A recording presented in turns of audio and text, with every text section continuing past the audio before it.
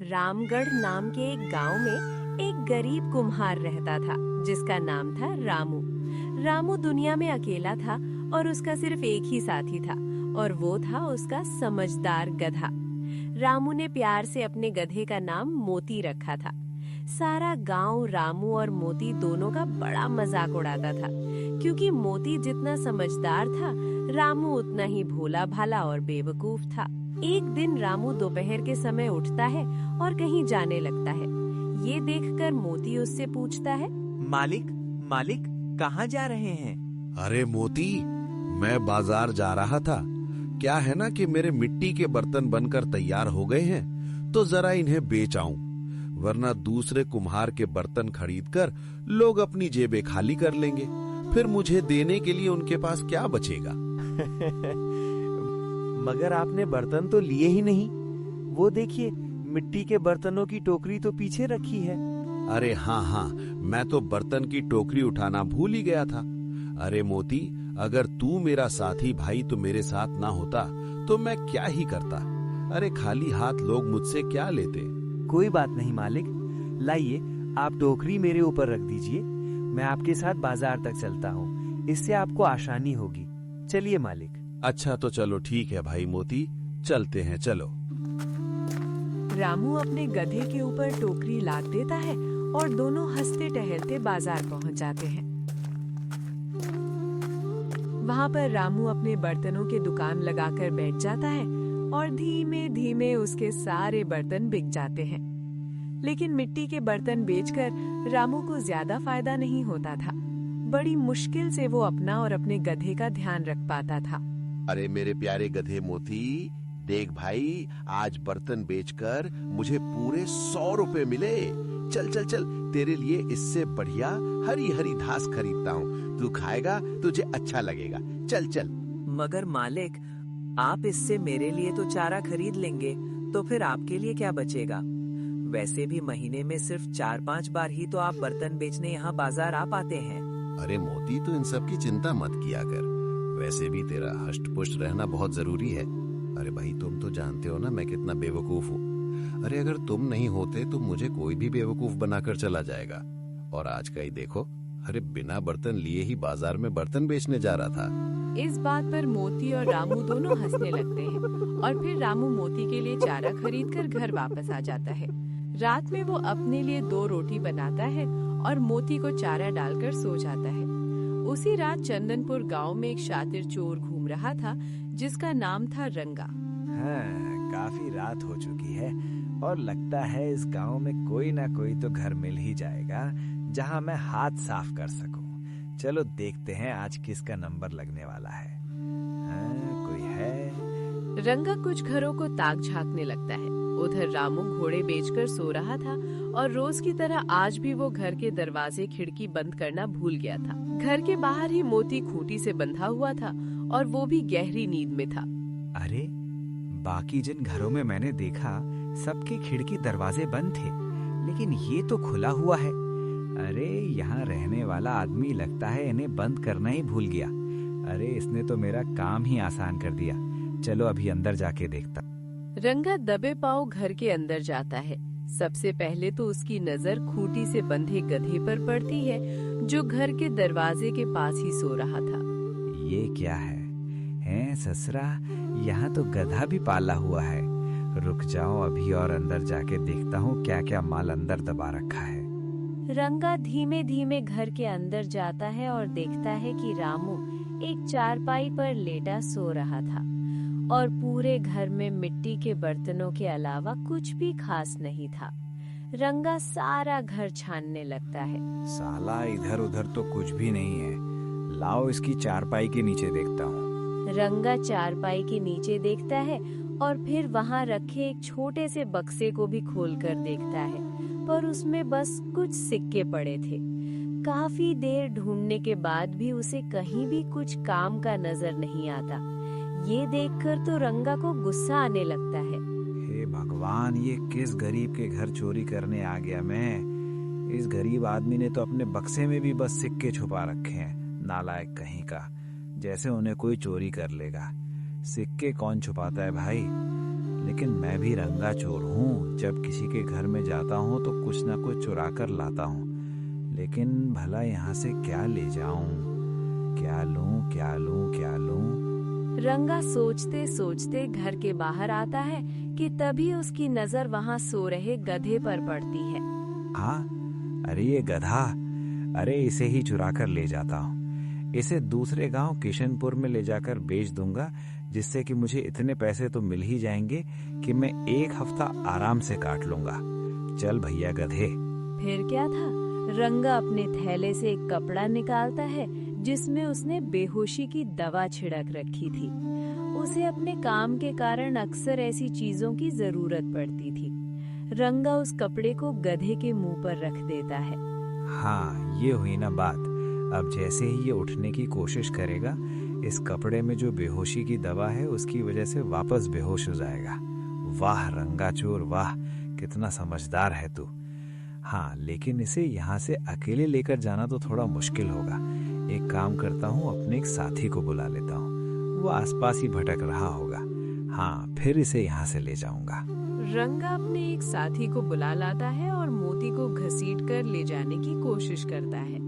इस बीच मोती की नींद खुल जाती है और वो उठने की कोशिश भी करता है, मगर बेहोशी की दवा से वापस बेहोश हो जाता है। हाँ, इसे सबसे पहले भैरवगढ़ के जंगल में अपने अड्डे पर ले जाऊंगा। फिर कुछ दिन इसे वहीं रखूंगा और बाद में ले जाकर किशनपुर। रंगा ये सोचकर बहुत खुश हो रहा था कि वो खाली हाथ घर से नहीं जा रहा और उसे पूरा यकीन था कि कोई भी मोती की अच्छी खासी कीमत देने को तैयार हो जाएगा। यही सोचकर वो मोती को अपने साथी की मदद से उठा लेता है और जंगल की ओर ले जाता है।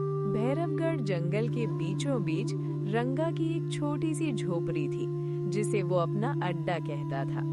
वहाँ पहुंचकर रंगा का साथी वापस चला जाता है।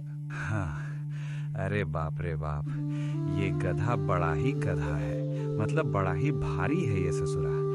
अरे जरूर इसका मालिक इसे खूब खिलाता पिलाता होगा। अरे भाई क्या खाता है, लोहे के चने खाता है क्या जो इतना भारी हो गया? चलो भारी है तो कीमत भी भारी ही मिलेगी। रंगा मोती को एक खूंटे से जोरों से बांध देता है। अब सुबह भी होने वाली थी और रंगा को बड़ी जोरों की नींद आ रही थी, इसलिए वो भी झोपड़ी के अंदर जाकर सो जाता है।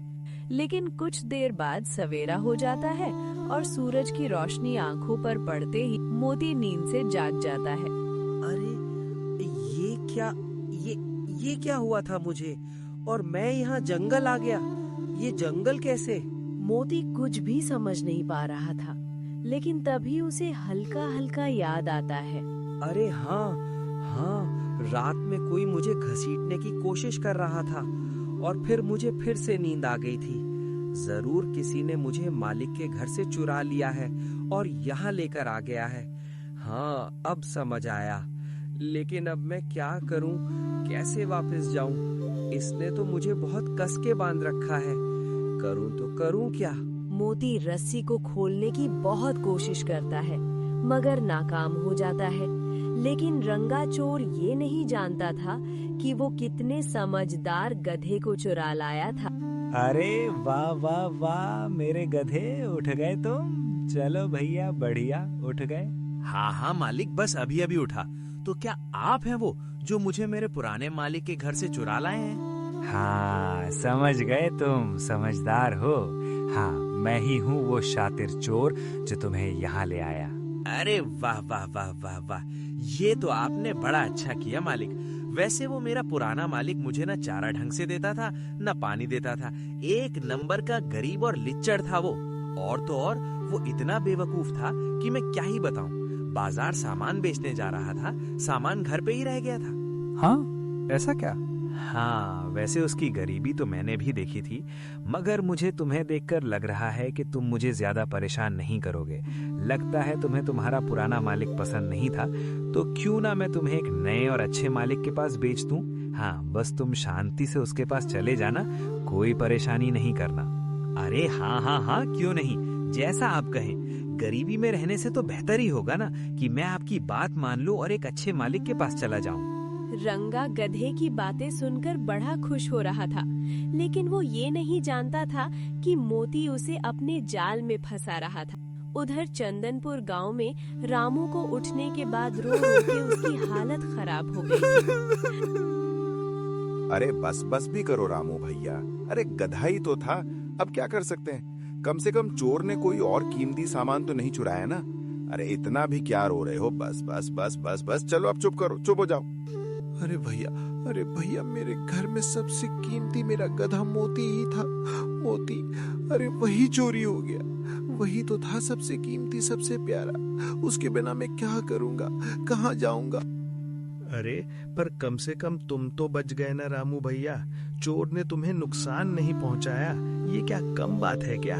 चलो बस करो, अब यही सोचकर रोना बंद कर दो। बस बस बस। अरे नहीं नहीं नहीं नहीं, मुझे मेरा मोती वापस चाहिए, वापस चाहिए। मैं नहीं जानता, मैं अभी उसे ढूंढने जा रहा हूँ, अभी ढूंढ कर लाऊंगा। क्यों नहीं रामू भैया, अगर चोर आपके जैसा कम अकल होता तो जरूर मोती को गांव में ही रखता। मगर मेरे ख्याल से वो मोती को अब तक दूसरे गांव में ले ही गया होगा, ताकि कोई उसे पकड़ ना पाए। और देखना, जल्द ही वो मोती को बेच भी देगा। ये सुनकर तो रामू फिर से फूट फूट कर रोने लगता है। उधर भैरवगढ़ के जंगल में रंगा चोर मोती को दूसरे गांव किशनपुर ले जाने के लिए तैयार था। मालिक, मुझे किशनपुर गांव तक जाने का एक छोटा रास्ता पता है। आप एक काम करिए, मेरे ऊपर चढ़कर बैठ जाइए, मैं आपको जल्दी से वहां ले चलूंगा। बैठिए मालिक। दरअसल रंगा बड़ा ही आलसी चोर था। उसे चलना न पड़े इसलिए वो आलस के चलते मोती पर बैठ जाता है और मोती एक अनजान रास्ते से उसे ले जाने लगता है। अरे मेरे गधे, हमें कितनी देर लगेगी दूसरे गांव पहुंचने में? कुछ देर और, हम पहुंच ही गए। मैं जल्दी जल्दी चल रहा हूँ। वाह वाह वाह वाह, जब शहर आ जाए तो भाई मुझे उठा देना। हाँ ठीक है, चलो आराम किया जाए। देखते ही देखते मोती रंगा को वापस चंदनपुर में रामू के घर के बाहर लाकर पटक देता है। रंगा झटके से नींद से उठता है। अरे ये क्या? अरे गधे के बच्चे, ये कहाँ ले आए तुम मुझे? इतने सारे गांव वालों को देखकर चोर हड़बड़ा जाता है। उधर अपने गधे को सामने देखकर रामू बहुत खुश होता है। हम मेरे प्यारे गधे, अरे मैंने तुझे कितना याद किया मेरे प्यारे गधे। मालिक, मैं आ गया ना मालिक। इस चोर ने मुझे चुरा लिया था, लेकिन ये नहीं जानता था कि मैं कितना समझदार हूँ। मैंने इसे अपने जाल में फंसाया और इसे यहाँ लेकर आ गया। मैं आ गया मालिक, मैं आ गया। शाबाश मेरे प्यारे मोती, शाबाश शाबाश।